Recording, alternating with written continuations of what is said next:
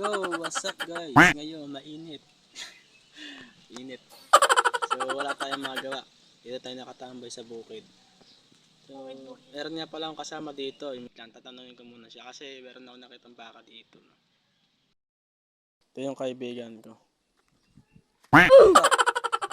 Meron akong tanong sa'yo. Di ba ayun yung baka? Ayan, ayun yung baka. Puting-puti, di ba? Bakit yung baka hindi umiitim, nakabilad sa init? Na.